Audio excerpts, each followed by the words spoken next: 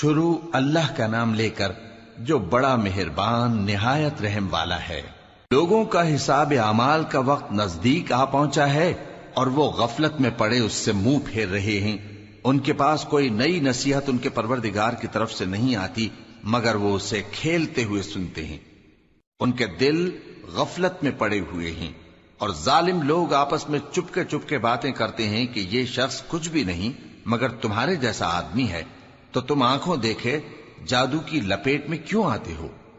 پیغمبر صلی اللہ علیہ وآلہ وسلم نے کہا کہ جو بات آسمان اور زمین میں کہی جاتی ہے میرا پروردگار اسے جانتا ہے اور وہ سننے والا ہے، جاننے والا ہے۔ بلکہ ظالم کہنے لگے کہ یہ قرآن پریشان باتیں ہیں جو خواب میں دیکھ لی ہیں، نہیں بلکہ اس نے اس کو اپنی طرف سے بنا لیا ہے، نہیں بلکہ یہ ایک شاعر ہے۔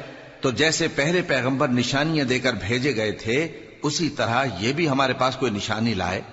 ان سے پہلے جن بستیوں کو ہم نے ہلاک کیا وہ ایمان نہیں لاتی تھیں، تو کیا یہ ایمان لے آئیں گے؟ اور ہم نے تم سے پہلے آدمی ہی پیغمبر بنا کر بھیجے جن کی طرف ہم وہی بھیجتے تھے۔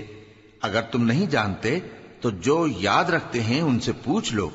اور ہم نے ان کے ایسے جسم نہیں بنائے تھے کہ کھانا نہ کھائیں اور نہ وہ ہمیشہ رہنے والے تھے۔ پھر ہم نے ان کے بارے میں اپنا وعدہ سچا کر دیا تو ان کو اور جس کو چاہا نجات دی اور حد سے نکل جانے والوں کو ہلاک کر دیا۔ ہم نے تمہاری طرف ایسی کتاب نازل کی ہے جس میں تمہارا تذکرہ ہے، کیا تم نہیں سمجھتے؟ اور ہم نے بہت سی بستیوں کو جو ظالم تھیں پیس ڈالا اور ان کے بعد اور لوگ پیدا کر دیے۔ جب انہوں نے ہمارے عذاب کو دیکھا تو لگے اس سے بھاگنے۔ مت بھاگو اور جن نعمتوں میں تم عیش و آسائش کرتے تھے ان کی اور اپنے گھروں کی طرف لوٹ جاؤ، شاید تم سے اس بارے میں دریافت کیا جائے۔